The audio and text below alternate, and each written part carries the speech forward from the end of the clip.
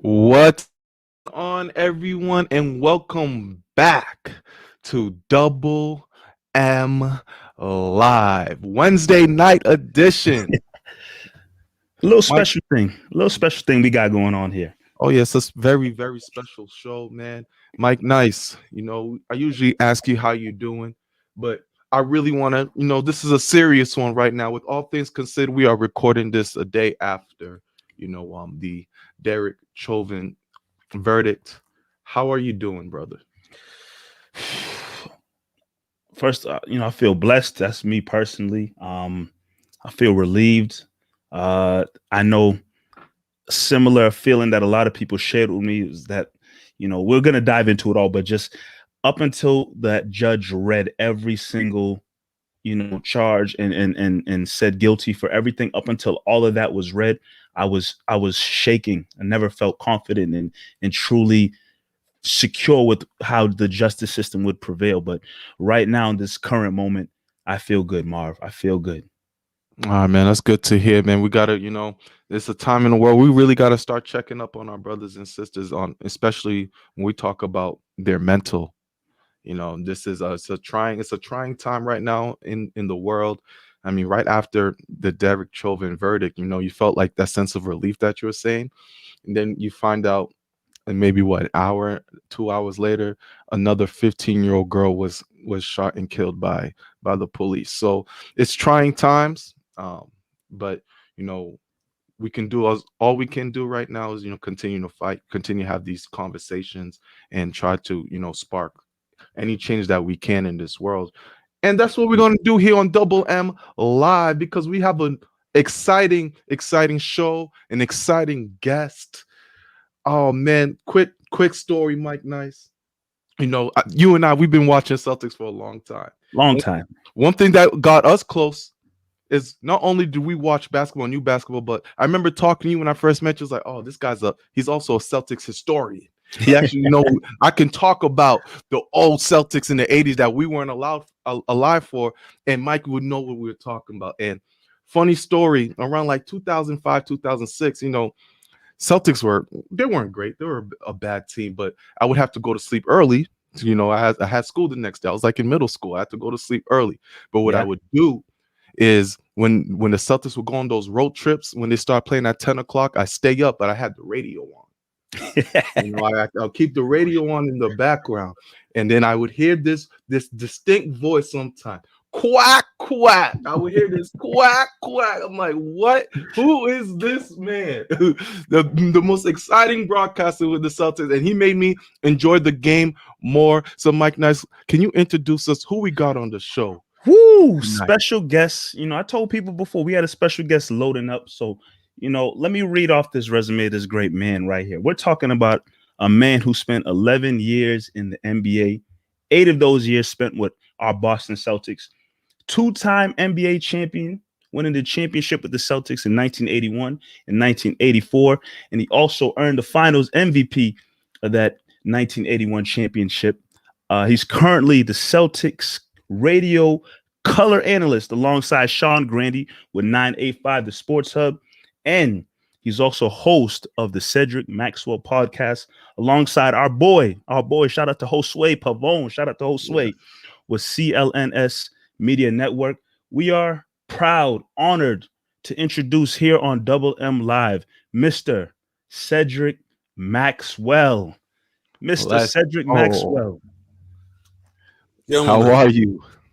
gentlemen, it is absolutely a pleasure to be with you guys today.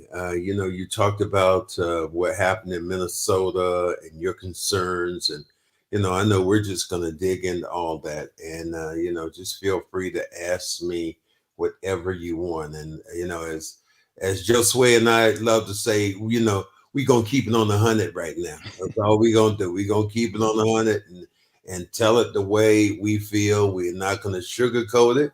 And if you don't like it, you can always turn us off. But you're gonna get more information by listening to the three of us dissect and just go into what has been going on in this country and how people of color have felt.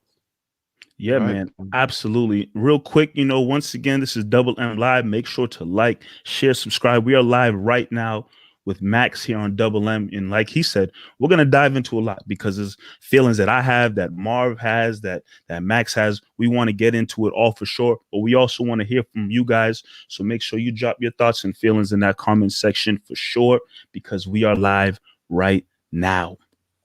Right. Thanks. Thank you, guys. I mean, by now, we all know what happened. Derek Chauvin was guilty of all counts for the murder of George Floyd. And, I think we all remembered our feelings when we first saw that video around last year and how we felt about it. And, come a year later, that event shocked the world, and we actually saw the whole world come together and march against this police brutality. That's something that we were screaming for years, and people were finally able to open their eyes and see what's happening. So I just want to get everyone's thoughts really on how you felt once you heard guilty on all counts for Derek Chauvin. I think I've been going back and forth, and I go with Rodney King. Listen to that verdict, what happened there, and that was so many years ago. But Rodney King getting beat by the police officers, and it actually being on tape, and they were acquitted. You go back to even more so what was so divisive, and you guys, I'm not sure how old you were, or you were even around during the OJ verdict. And it was one of those things that polarized people of color and people who are non-color about, the verdict. Yesterday, to me, whatever reason, I wasn't nervous about it because I think it's a new day and it's a new time. And I love what the defense lawyer said. He said, you know what? I don't have to tell you anything. See this without your own eyes. Don't believe the words, but look at your eyes and what you see. And clearly you could see that this man was leaning down on his neck. And even to the point where I think it was really dramatic to me when they said that Chauvin his toe came off the ground when he was kneeling. And that means that all his weight was on Floyd's neck. And by doing that, any person with any kind of common sense is going to say, man, this is what happened. And then you had the young lady who taped it all, and the brothers who were sitting there saying, get off him, you're killing him, you're killing him.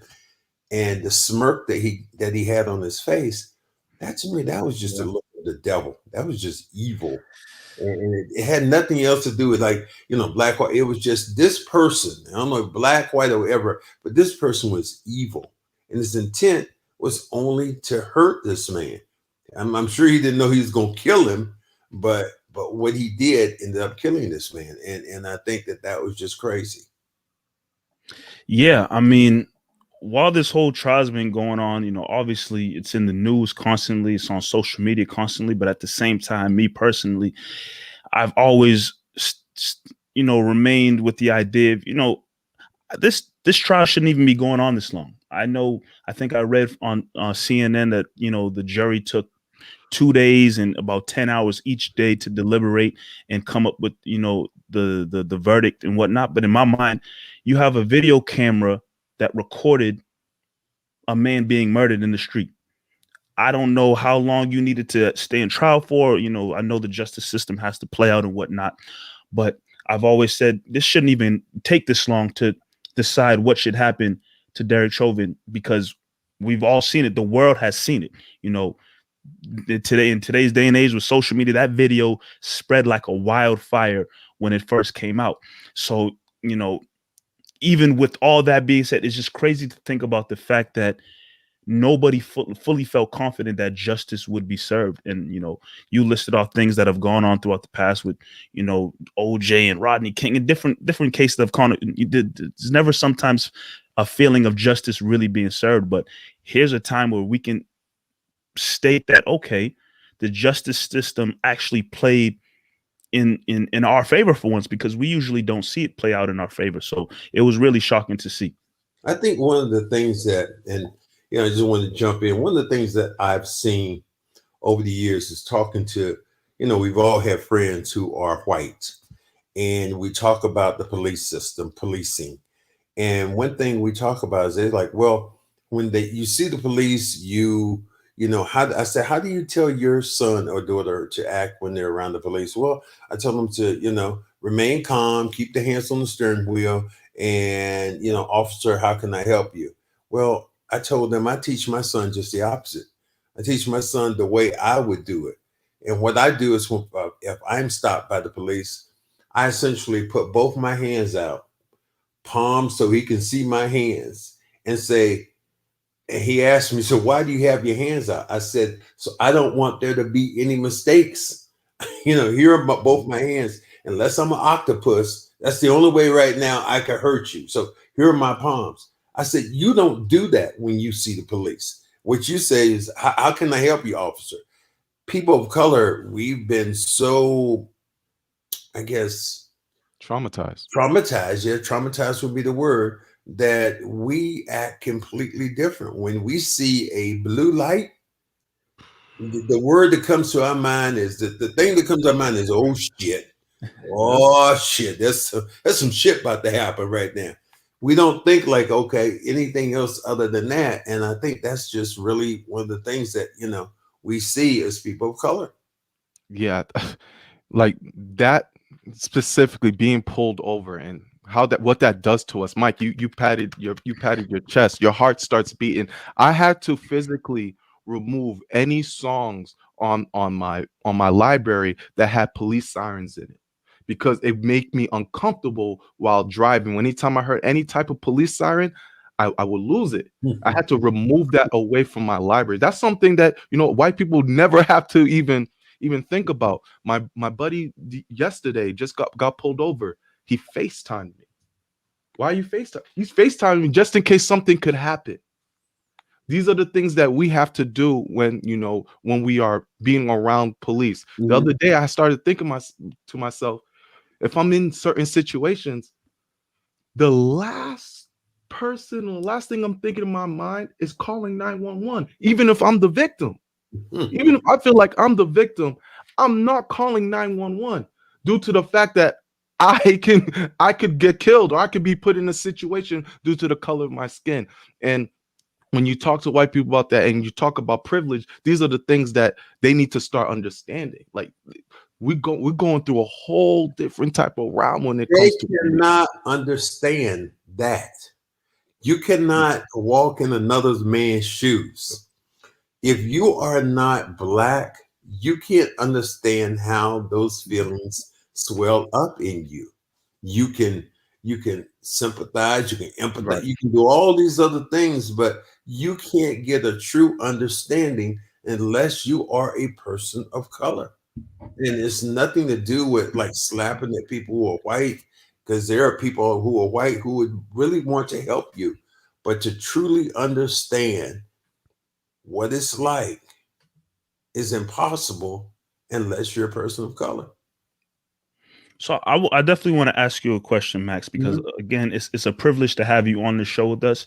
And, as we're all three of us here, Black men sitting here talking about these same feelings that we all have, I think a feeling that comes across some people sometimes where they feel as if, celebrities or athletes, people in the limelight, because they're at that level, they probably don't experience that same feeling that common folk might experience when it comes to dealing with police. But at the end of the day, we're all Black men that share the same feelings and thoughts and sentiments when it comes to these different types of situations. So I really want you to speak on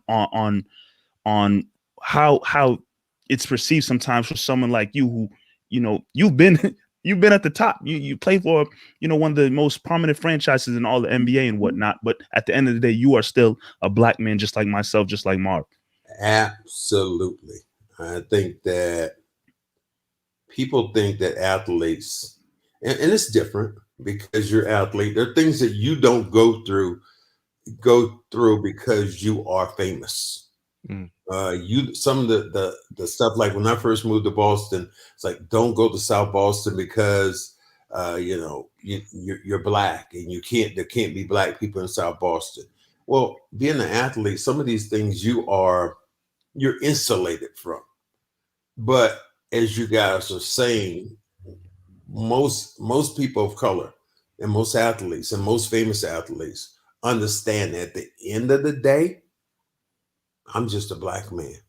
I'm a black man or a black woman. And if you strip that away, then you see that everybody essentially kind of in the same boat. Now, there are privileges that you get when you're famous. I mean, I was stopped on Memorial Drive, must have been about 3 years ago, driving with Sean Grandy at 1 o'clock in the morning, coming back from Hanscom. The team plane had landed. I was dropping him off at his apartment over in Cambridge. And as I'm coming down Memorial Drive, a police officer comes behind me, a statey. And he comes up, puts his lights on, heart starts beating. Sean's on the other side, comes to my window, license and registration. I said, well, my license are in the trunk. So he said, you need to get them. So I get out, I go open the trunk. Now, essentially, this police officer's hand is on his gun. Like, what's about to happen? So I go in the trunk, I get my license, I give him my license. He looks at my license, he goes, Max, that's you? Oh man, I'm sorry I stopped you, man. My bad. I'm sorry I stopped you. Go on. So there are privileges that you get that normal black people, black folks, as you say, don't get because you have some fame. But you also have to realize, again, like you guys were saying, at the end of the day, at the very end of the day, you are no different than that brother or sister that just got stopped or pulled over.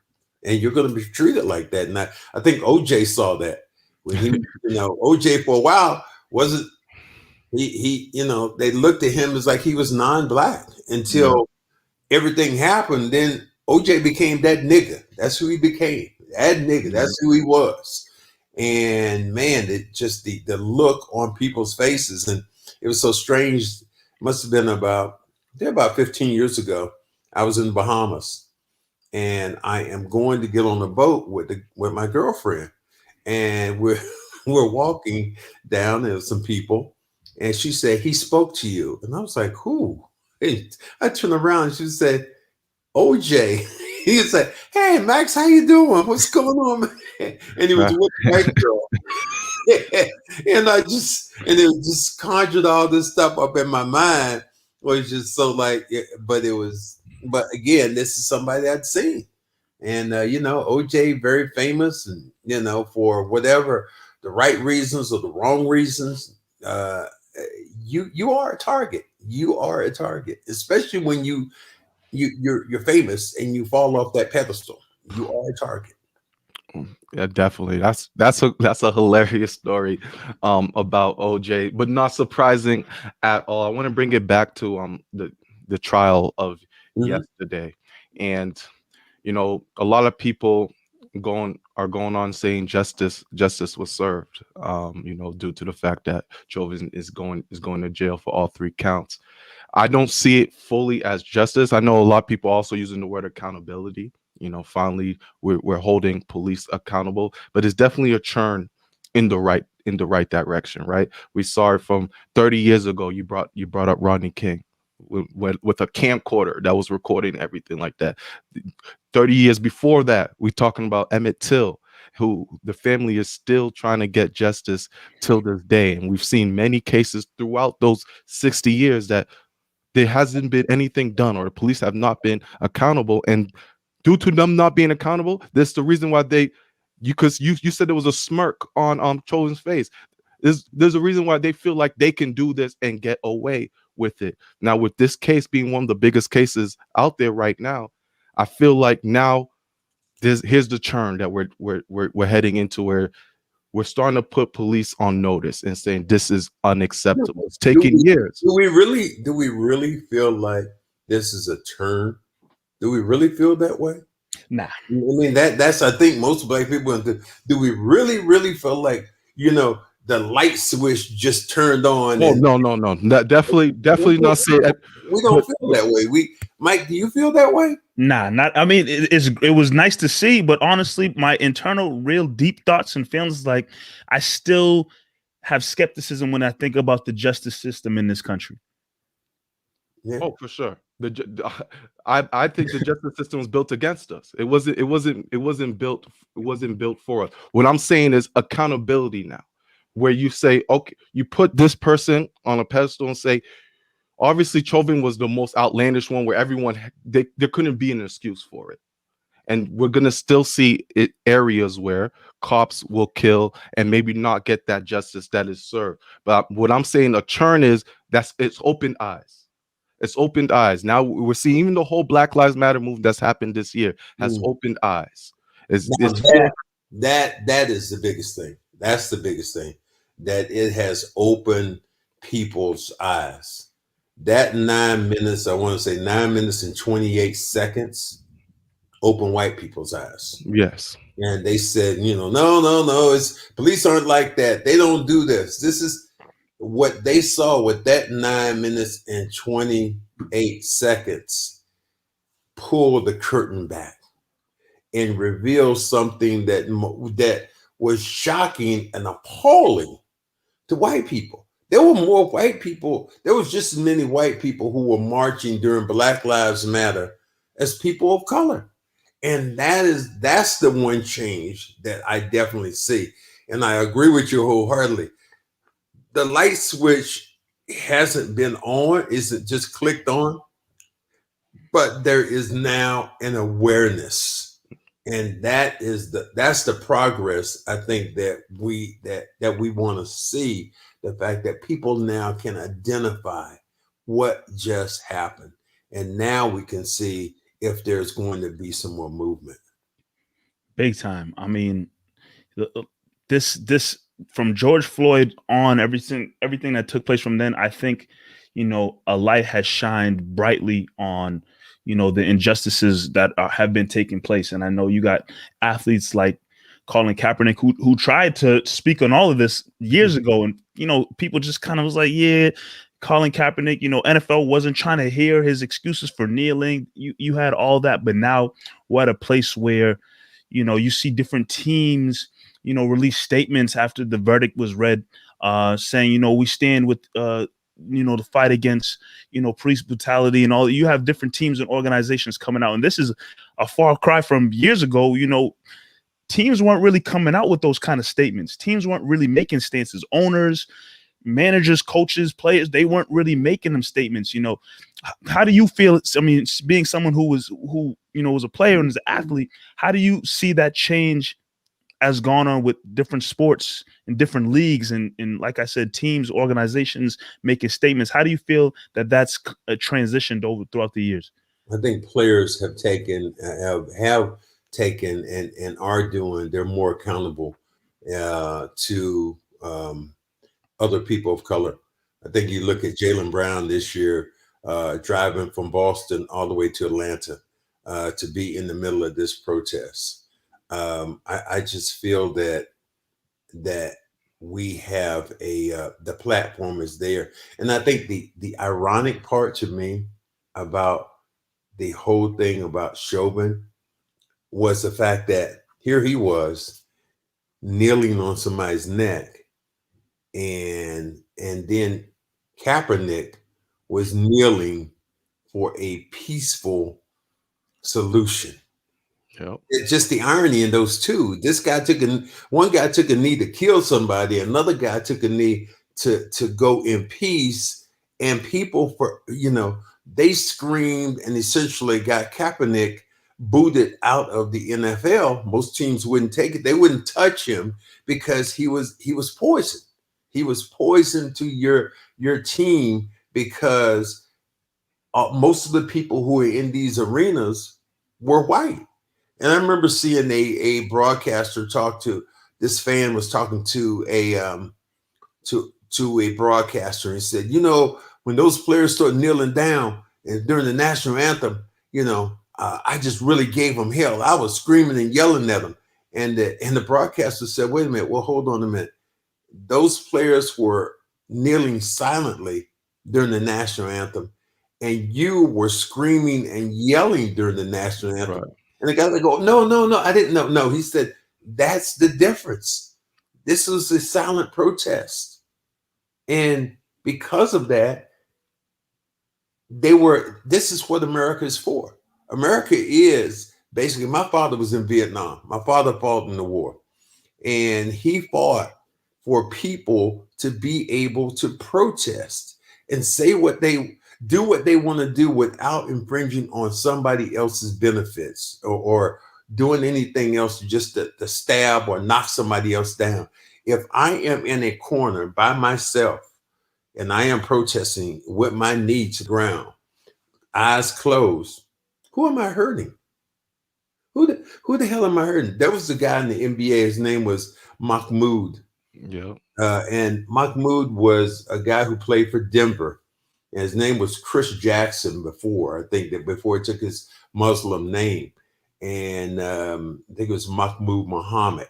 And Mahmoud, before a game, he would stand there and essentially start praying during the national anthem. And man, people gave him more hell about what he did during that time. Nothing, he wasn't like jumping up and down, bringing attention to him. He just silently prayed.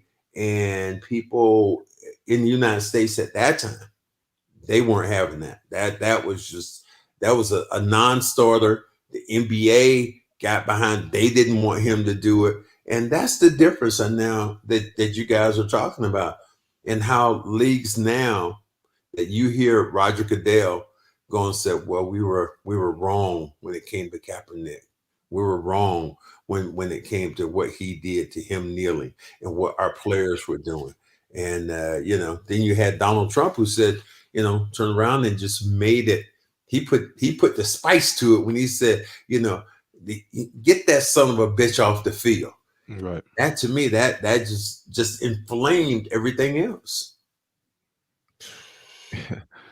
One thing Mike and I were always battling when teams would come out with these messages, and all of a sudden you see Starbucks come out with a message, and Target, then Walmart's coming out with a message, and then everyone's going. It was really easy, especially this past summer, to join the wave per se. It was really easy to say we stand with Black Lives Matter and we stand with our players and such.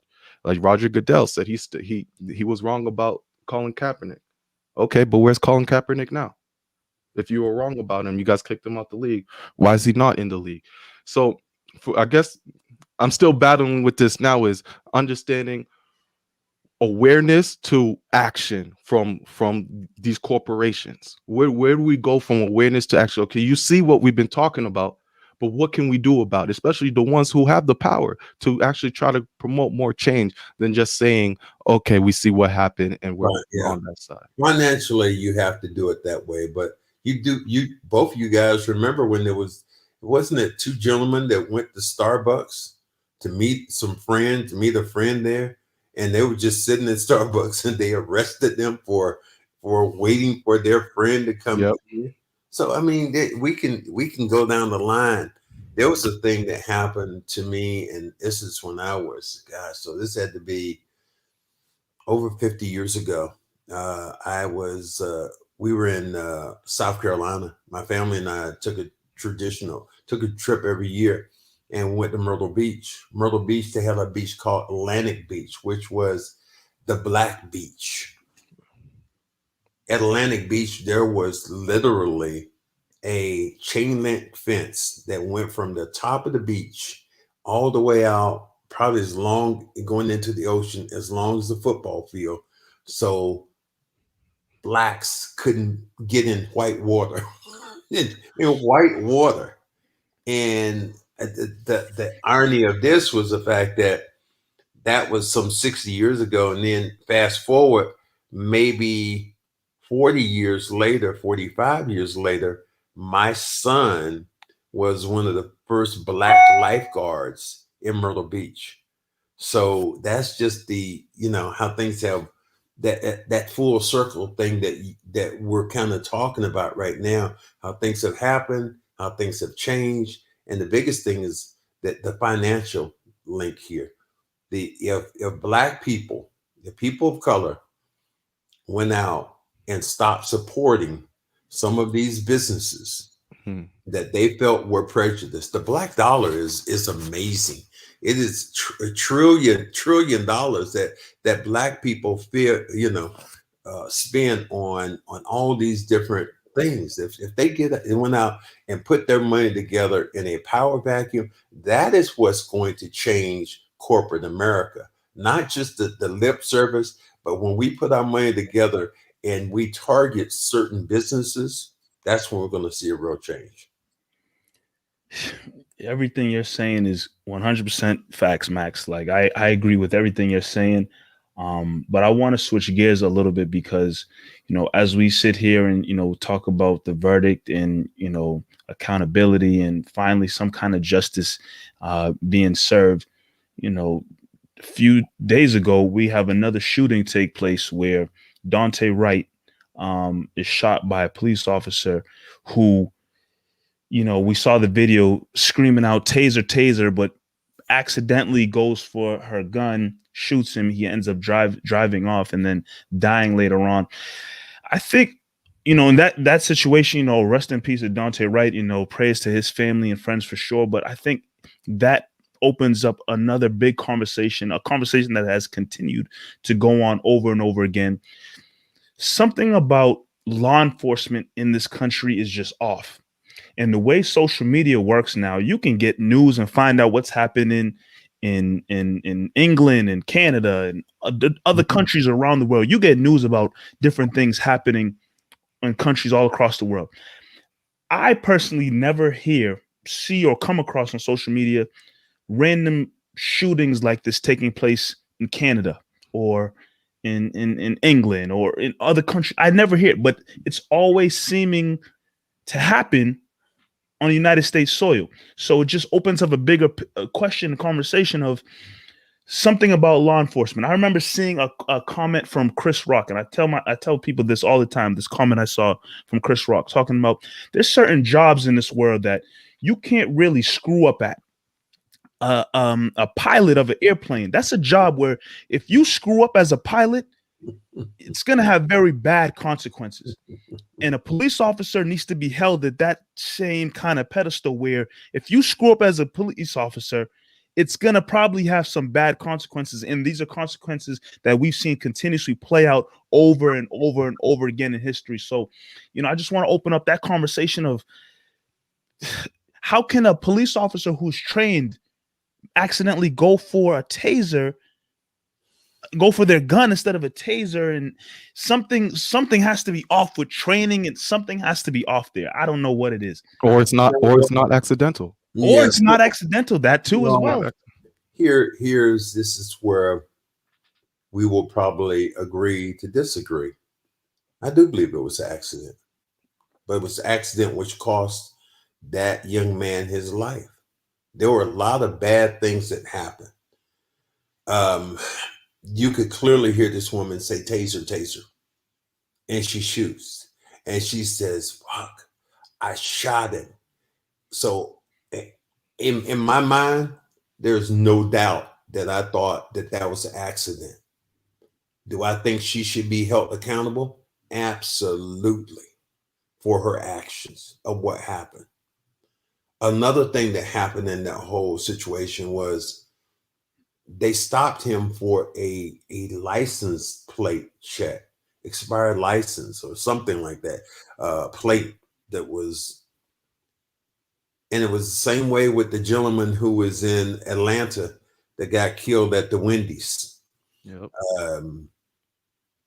The police had him. He fought. They had his license. And he's running away, and he grabs a guy's taser and he shoots back, and they shoot him and kill him. The point I'm trying to make is they had the information on both these people. If that young man was about to drive away in his car, they can go to his house and pick him up. They didn't have to. They don't have to fight him.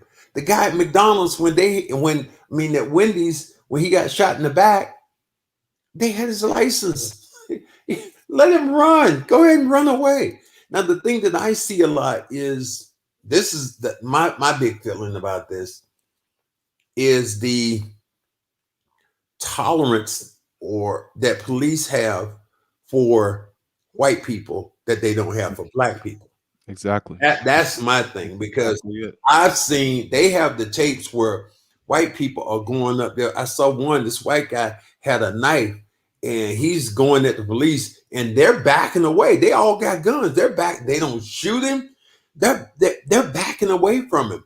A police officer finally has to hit him with a car and then they tackle him and they throw him down. If that had been a person of color, soon he pulled out the knife and started coming towards him. They might have said halt, but after that, it wasn't going to be anything else. They weren't running away. So those tapes, there was a guy just 2 or 3 days ago. It was a elderly white guy in a pickup truck. They were trying to stop him. He running into the police cars, trying to back over and all this stuff. Yep. You don't shoot. They have his license plates and they go to his house and they pick him up.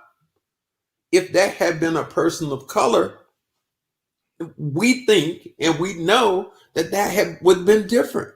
We think the same way when we think about the Capitol riot. I was just going to ask you about that.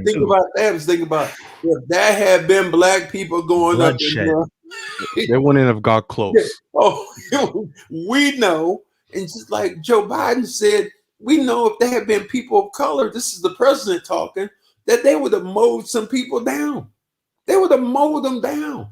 And then for people to look at that Capitol riot and try to say that was Antifa or people who were with them, when you can see the tape of the guys going in, they were white and it wasn't Antifa. So I think that's my spiel on the differences really in how police handle situations with people of color and people who have not color. White people and black people. That's to me the big difference. I understand about the woman and she shot him. I feel bad for her. Hell, I feel bad for his family. And I know in my heart, I'm saying there's no way that this white woman who had been on the force for 20-something years wanted to come in here and all of a sudden just ruin her life. Her life is ruined. The young man's life, he's dead. So I know that she didn't do that, but there were so many things that happened in there that were mistakes on so many other people's parts. Yeah, it's ridiculous how both sides get treated so differently. We can go down the list. Even the young girl I was talking about yesterday who got gunned down, her name was Ma'Khia Bryant. Rest in peace to her soul. She was in a fight. She had a knife. As soon as the cop got out of his car, in less than 2 seconds, he put 4 bullet holes in her. Wow. 4 bullet holes in a young girl, a baby, 16. But if that, we all know, like you just mentioned, so many scenarios where people are armed with guns, machine guns, rioting, wrestling with police officers. Death is never the answer. We know if she had been a white girl, there'd been no way she would have got shot. That's what people of color get mad about. That we do that in our heart, that we know that she wouldn't have gotten shot. Right. But the thing about it, people of color are looked upon almost immediately as threats. As a threat. How many times have we been to a mall and you have people following you in the mall, think you're gonna steal something? Or how many times have you walked near a white woman or you see her getting in her car and the first thing you're walking towards her, first you hear the doors go click, click, click. That same situation happened to me in high school. Walking with a group of friends, and we're all black, and we're walking past a white woman in her car, and we all heard loudly the clicks of her door, and we all looked at each other like, "Did you hit? Why did?" I remember that happened to me in high school, and It's a true. We're automatically viewed as a threat. It doesn't matter what kind of job you have, where you're going. As soon as they see your skin as you're a black person, you're a threat. Doesn't matter the situation or circumstance. And I mean, that's just, the world we live in and the fear that we have. You can't really, you go out, you can make a simple run to the grocery store to pick up a few things, and you walk in the grocery store, and the eyes that maybe look at you a certain way, it's because you're a threat. I'm a 6'4" black man. Marv's, 6'3" black man. Like, we're tall guys. So like the feeling of you're looked at as a threat is definitely there for sure. Like, thank you for adding an extra inch on me, Mike. even if I'm outside at night and I have a hoodie on and I see that I'm behind a white woman, I back up just so I don't get misconstrued of doing something bad, because I know they could view me as a threat. You know what I'm saying? Like, that's the psychological thinking that we have sometimes, due to the point that we have to try to act like we are not something that they're portraying us to be. Well, I mean, there are people, I know sometimes, and black people have the market on people being prejudiced against them. We don't corner the market on that. But I know sometimes people who are Jewish say that, that people are prejudiced against me because I'm Jewish. Well, they have to find out that you're Jewish first. They have to find that out. But as a person of color, when you walk in, your skin leads you in. Your skin leads you in the door, and already you are treated differently and looked at as different because of the color of your skin. And you guys should say 6'3", 6'4", whatever you guys might be. Try to be 6'8", about 290 pounds walking in.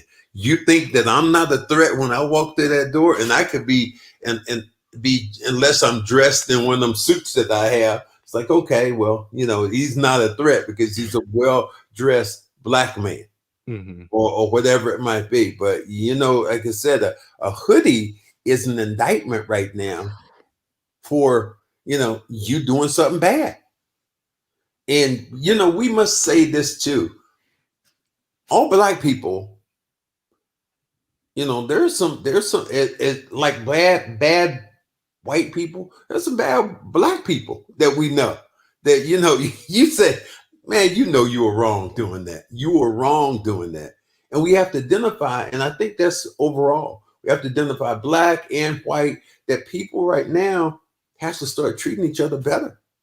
And that's why I wanted to come on with you young men, because we have I guess an age gap. But what I want to do is bring that thing together. So each one teaches one.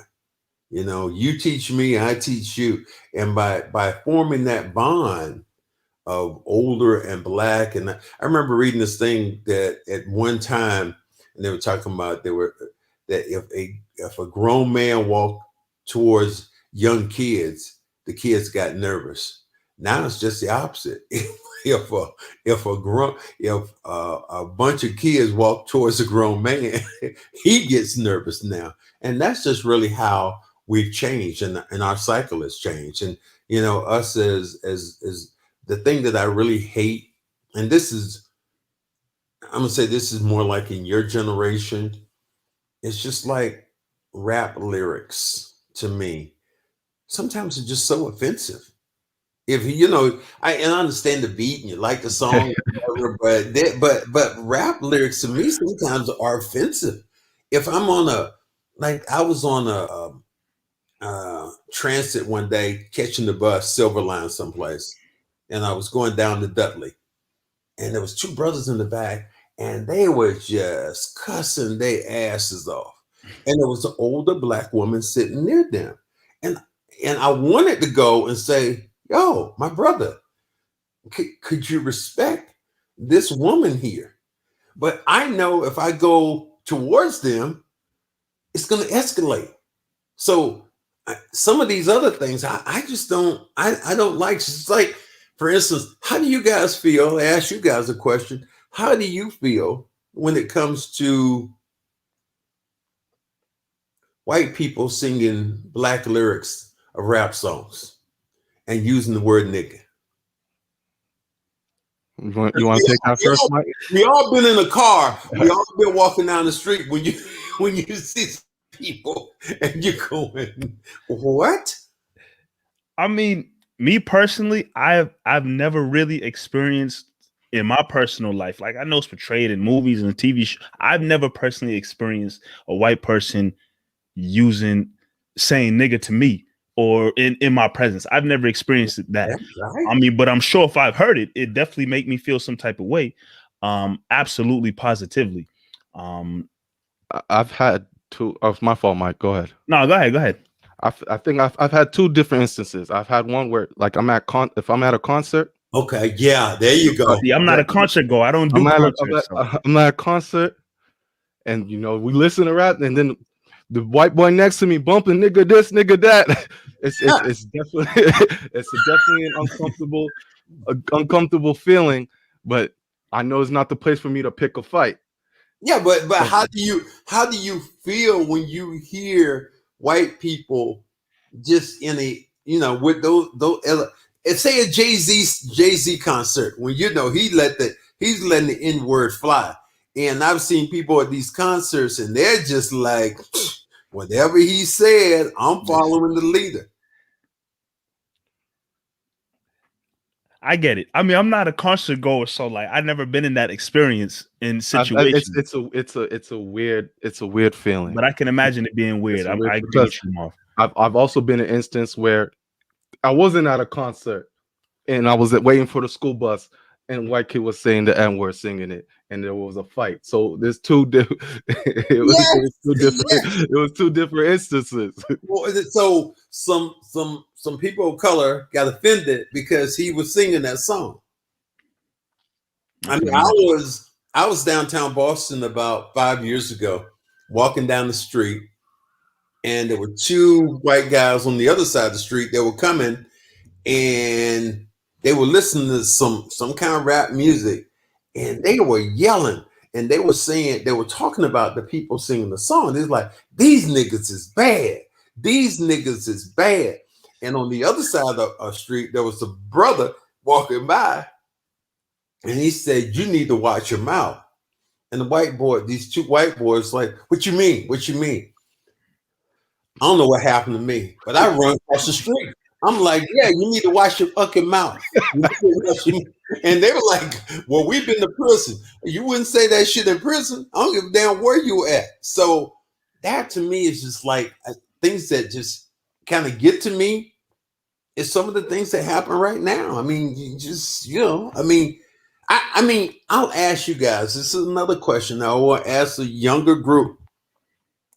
Do you ever use the word? Do you ever use the word nigga? I do. Okay. I do use it. Okay. My brother? See, so the way I grew up being in the Metco program, going to school in Weston my whole life, it was just never a part of my vocabulary. Wow. And to this day, I got friends who use it, and that's, any of my friends use it. That's them. Me personally, it's never been a part of my vocabulary growing up. So it's just not a word I use. It has always been a part of my vocabulary. And I know we want to kill the word. Somebody say kill the word, but it's not necessarily the word, but sometimes to me, it's the way you use the word. The intent. The way you use the word, it makes it different. Like if you see some of your boys and you say you use the word like I use the word, you see somebody that you ain't say, man, oh my nigga, man, what's up, nigga? What's up? We go on with that. But then there's another one where that you'll see somebody say nigga, and you go, oh shit, somebody jump. So that's what I'm saying. Is the way you use words sometimes to me are more toxic than anything else. For sure. The word nigga always gets very divisive and who should say it and how should it be said. And I've always used it as a word of endearment. We could talk about the Kyrie situation, right? Where Schroeder said nigga to Kyrie, and Kyrie flipped out. And I thought Kyrie was wrong for that. I mean, you've been in the NBA for how long? You've heard it all this time in your life. You have people in your family who have used it. If you don't want to use it due to your reasoning, that's perfectly okay. But to condemn someone else, I think that's where my issue lies. I would never be mad at any of my friends or family members who use it. If they say it to me or something, I'm never turn to them. Well, because I don't say that word, you shouldn't say that word. Nah, I'm not like that. Like if part of your vocabulary, let it be. And usually people around me, like Marv said, they use it as a word of endearment. Like I don't take it in any negative type of way or anything. Just because I don't use it, I don't judge anybody else for using it. It's kind of crazy that that I would be older, Marv would be in a certain, you would be in another way, and we just see the words, not using the words, using the words. And as Juan says, it's like, to me, I think that most of the times I've ever used that word, it's been a term of endearment to somebody, to one of my boys, or something that happened, or, a joke somebody said, and man, that nigga's funny as hell, man. Something like that. But it's not like, I guess that's the big elephant. That's the big gorilla in the room. It's like things. It's just like as a broadcaster, I feel there's certain things that we can say as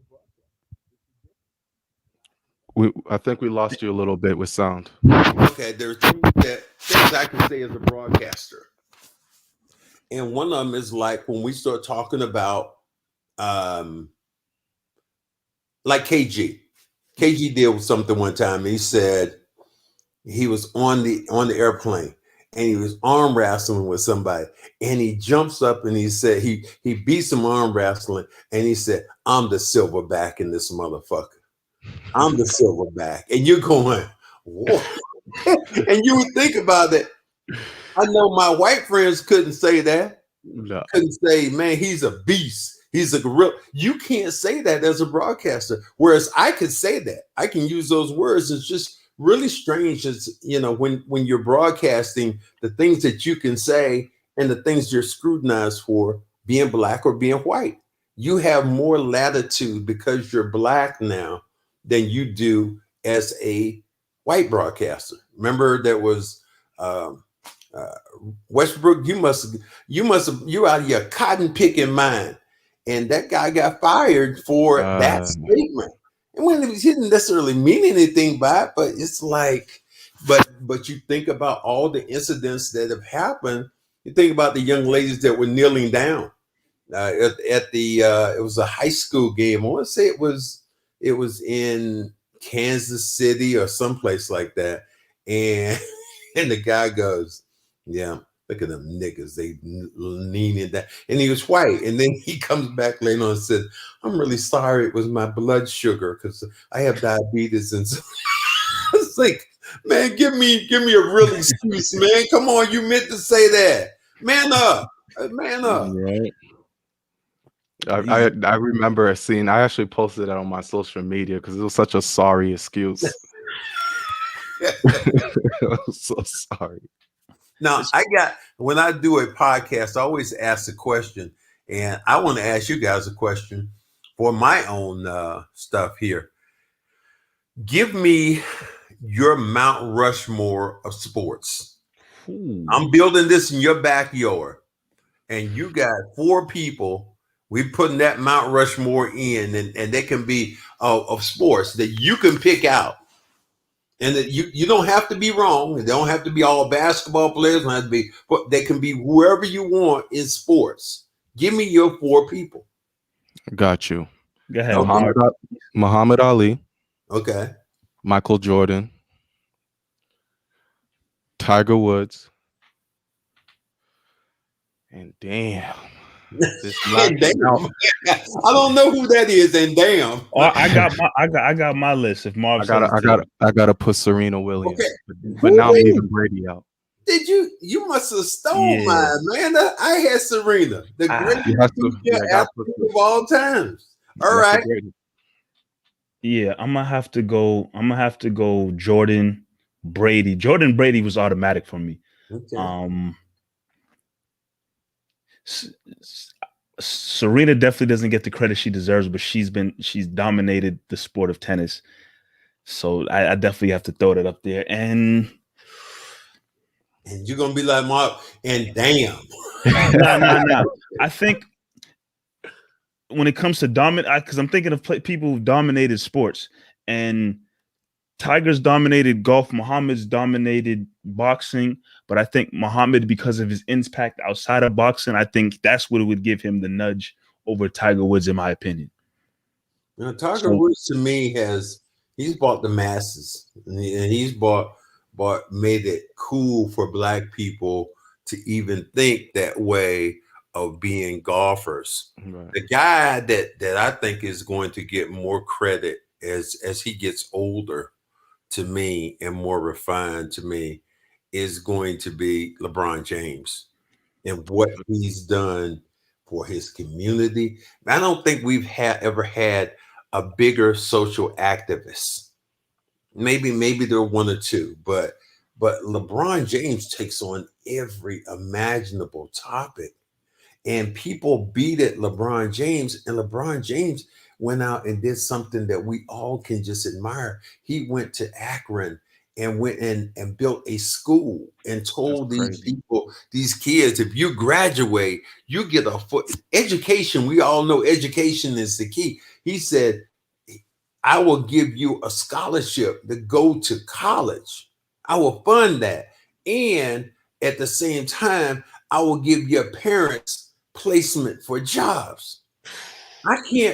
His impact on the world to me is just, and now the fact that he was a part owner of the Red Sox. Yeah, this dude, still mind-boggling. This dude right here, he is. Let's just say it the way we said in the neighborhood. He's the shit right now. He is the shit. I mean, we can. Everybody wants to hate on him and all this stuff, but man, that brother has stepped into a realm. I got beef with LeBron, but everything you're saying is true. I mean, what's your beef with LeBron? No. See, my beef with LeBron is strictly, sports related. I'm a Celtics fan, and we've known throughout the years, them years with the Cavs, the years with the Heat, then he went back to the Cavs. He beat down on the Celtics for years, so that's my personal beef with LeBron. But everything you're saying, that he beat up on your team, yes, but that's my personal beef. Mike hates LeBron. No, it's because of the rivalry that we've had with him as a Boston sports fan. The rivalry, like people don't like Kobe because he's a Laker. People have that issue just because of sports wise. But everything they do outside of sports, like everything you just listed about LeBron, I completely respect. It's huge. It's huge that as an athlete, he's doing all those things outside of his sport that is really staking his claim that he'll be remembered as a great basketball player. But like you said, he has a school where he's giving out scholarships and whatnot to students.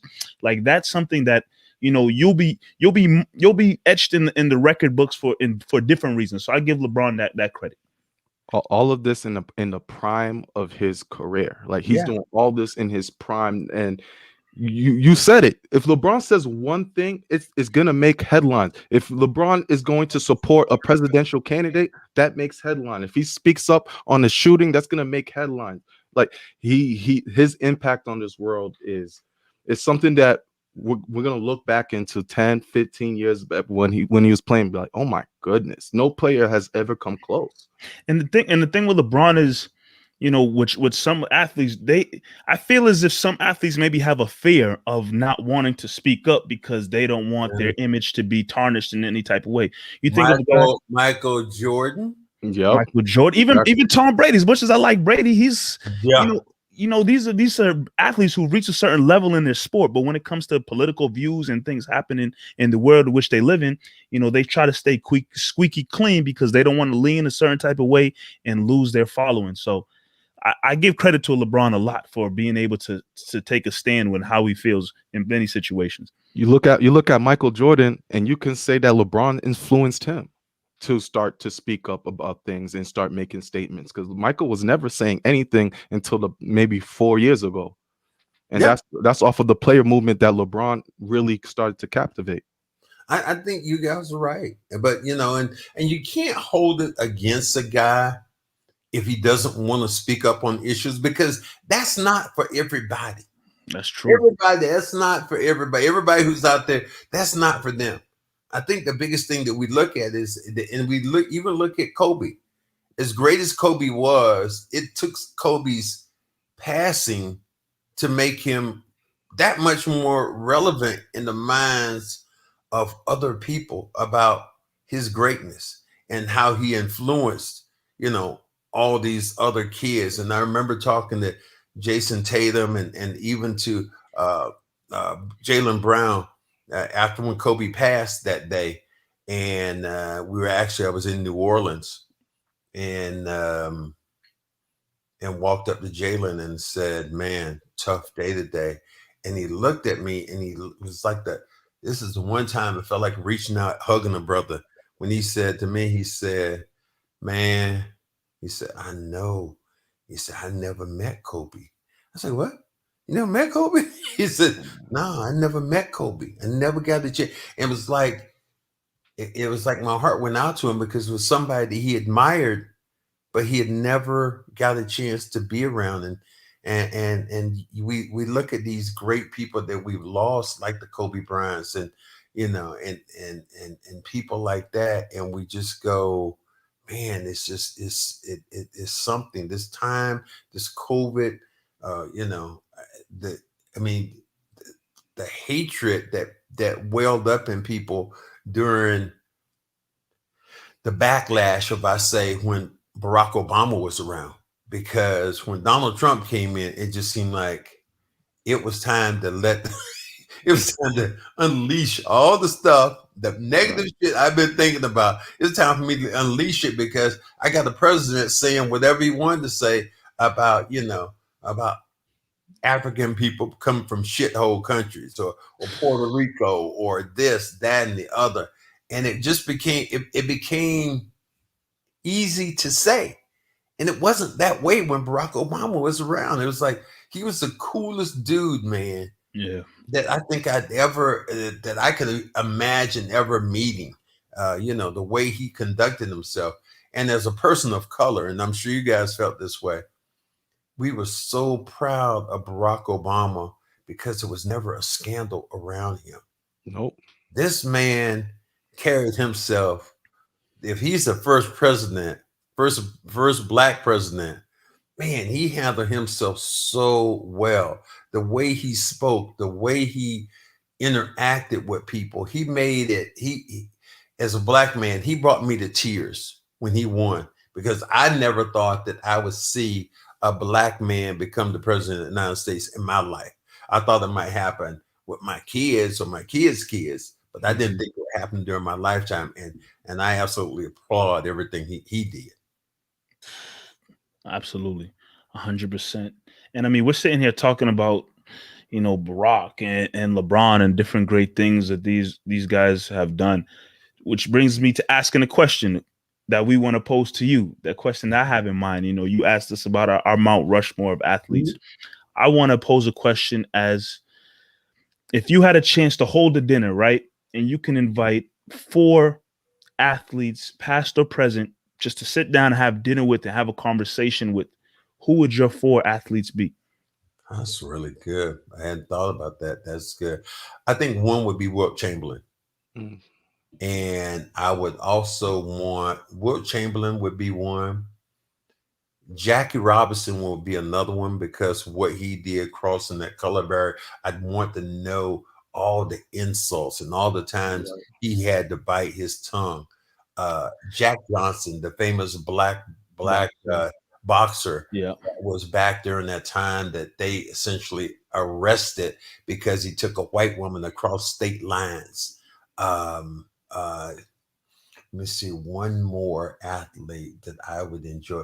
Kareem, because he is so diverse and he's somebody that I know, and I've always wanted to get the chance to talk to him, because he came during the era of when it was really about civil rights and all those things that happened. So I think those would be the 4 people that I think that I would want to have. Wilt Chamberlain, because he's just so flamboyant. The 20,000 women that he slept in. I just like to hear him say that. Just a confirmation. I mean, what that dude said, I slept with 20,000 women. You're like, 20,000? That's crazy. Maybe you mean, man, they asked one time, maybe you mean 2,500. He said, no, 20,000. That's how do you keep count? He's like, you in a room. I mean, you in a small city. You slept with everybody in the city. Everybody. Do you remember anything about it at all? Oh man. And he was a smooth criminal because not anything crazy came out of Will Chamberlain, really. So shout out to Will. You've entered the hot seat, Cedric. So Mike just asked you a question. I got one last question for you as well. Mm-hmm. What advice would you give Mike and I moving on in this career path as well as young African Americans in the business? You know what we just said, keeping it on 100. Being able to look yourself in the mirror and saying that you were honest and you believed in what you said and you didn't back away from these microphones because of the of pressure.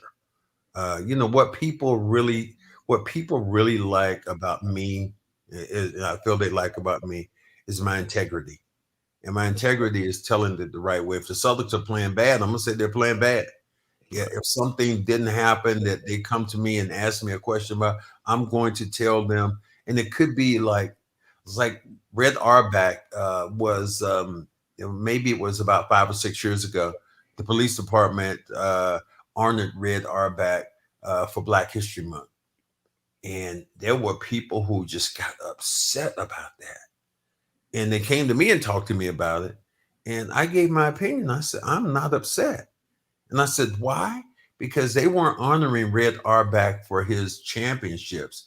They were honoring Red Auerbach for, one, having the first Black player to play in the NBA, Chuck Cooper, having the first starting Black five ever to be in the NBA, and then hiring the first Black coach in Bill Russell. So I said, if you are, it doesn't matter if you're Black or white, if you're pushing forward those ideas, to me, they are the most important thing. So what I'm saying to you guys is to push your ideas, have your information together, being able to back it up, have, like you said, you know, having that information not at your fingertips, but having that information in your mind so you can have recall. And like I said, staying on the 100. Staying on the 100, dude. That's all you do. If you keep that up, then you guys will be cool. You'll be good to go. I hear it and receive it. I know Marv does as well. I mean, wise words. We appreciate those words 100%, and we're going to definitely take those words and rock with it as we push forward. Cedric Maxwell, man, this has been truly an honor and a privilege to have you here on Double M Live with Marv and myself. We can't say thank you enough for giving us some of your time to talk about these various topics and issues going on in the world around us as Black men, the things we experience, the things we continue to experience. This conversation has been awesome. It's been great. Well, I have truly enjoyed it. And as you wouldn't say it, but as Marv would say, keep it real, nigga.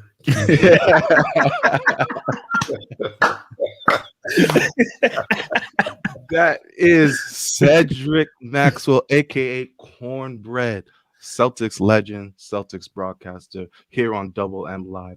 Thank you guys for tuning in. Make sure you subscribe, like, share this out. We'll be back again. Double M Live, Mike Knight, Cedric Maxwell, Marv. We are out of here. Peace out. Guys, I enjoyed it, man. Thank you guys for having me on, man. It was really a